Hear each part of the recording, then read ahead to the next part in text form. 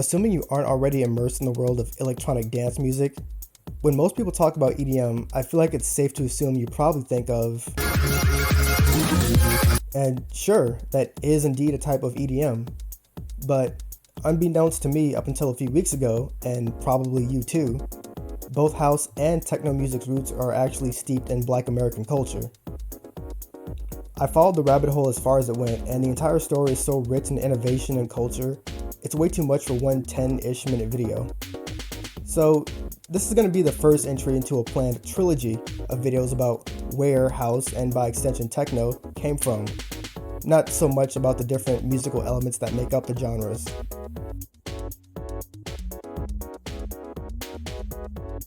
There are a lot of DJs, singers, and producers that are all important to the house music story.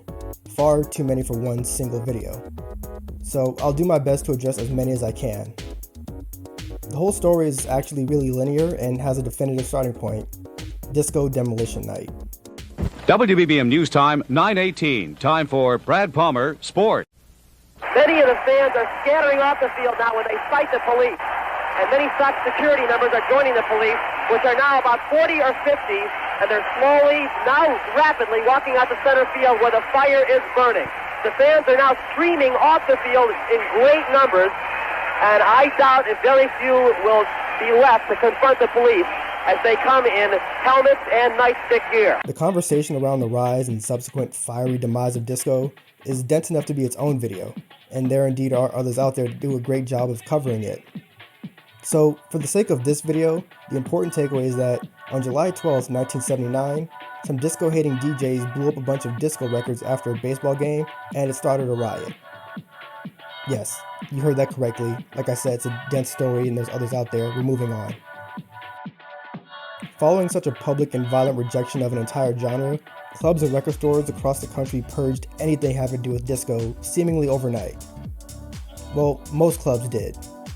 While the popular mainstream clubs dropped disco and shifted to like country and R&B, the underground club took these disco records and made something new.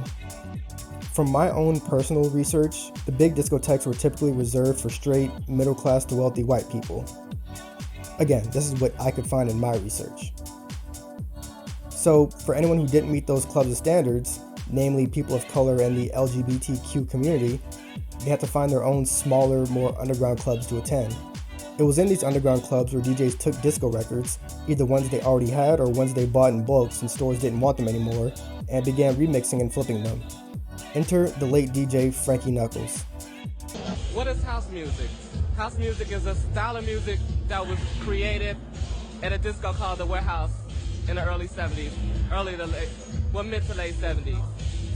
And it's a style of music that Frankie Knuckles created. It is disco music, so it's not really that much different. See, the thing about it is that in the middle, like in the middle 70s, and the early 80s, it was all disco music then. There's so much stuff that was produced, and really produced well and put out on the market, and the thing about it is that a lot of it got past the city, and the city on a whole, but as far as the Warehouse was concerned, it was the only after-hours club here, and I was allowed to get away with anything I wanted to when it came to, putting music on for them, and people accepted that. Frankie Knuckles is widely considered to be the man behind house music. People don't call him the godfather of house for nothing.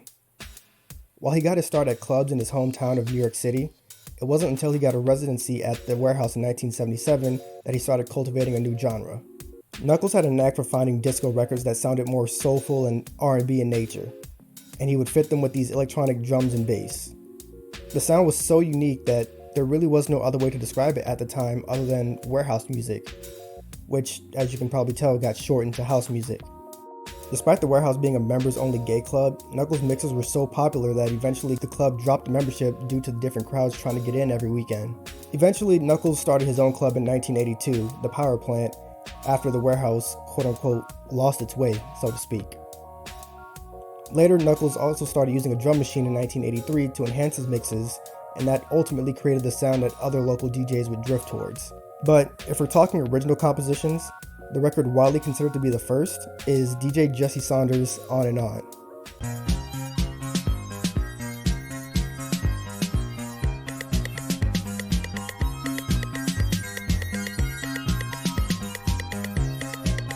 The record started out as him trying to recreate a popular record that he owned but was stolen, using only a drum machine and a metronome. But because it was a drum machine and not live instrumentation, the record took on its own unique sound.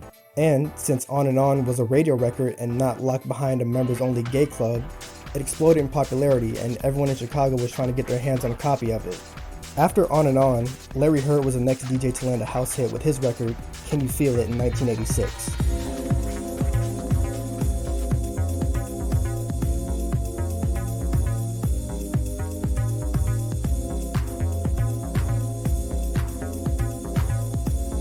Can You Feel It is considered one of the most important / essential records, not just for house music, but for all of electronic dance music. Perhaps the biggest boost to house music's growth was the radio station WBMX. At the time, WBMX focused on adult contemporary music, but it was also home to the Hot Mix 5, a group of in-house DJs that would host their own mixes on the weekends. Occasionally, the Hot Mix 5 would have Frankie Knuckles on to do guest mixes, which captivated the entire city of Chicago, and you can find plenty of them online, such as on YouTube or SoundCloud. WBMX became the #1 station in the city around this time, thanks in large part to Frankie Knuckles, Farley Funk, and the rest of the Hot Mix 5. Every weekend, thousands would tune in and record the mixes to cassette tapes, and then people would make copies, and then copies of those copies, and then copies of those copies, so on and so forth. You get the idea. Eventually, thousands of house music cassette tapes were in circulation around the city, and a few of them made it across the Atlantic Ocean to the United Kingdom, where they found a whole new audience that went crazy for the sound, just like in Chicago. House music to me represents yet another form of black music which is broken from the street into people's homes. House music is intrinsically a Chicago phenomenon. You can hear it. I mean, all this music they're playing tonight has come out of Chicago. Soon, records of club mixes would go on to be charting singles in the UK, like Love Can't Turn Around, and Steve Hurley, aka JM Silk's Jack Your Body.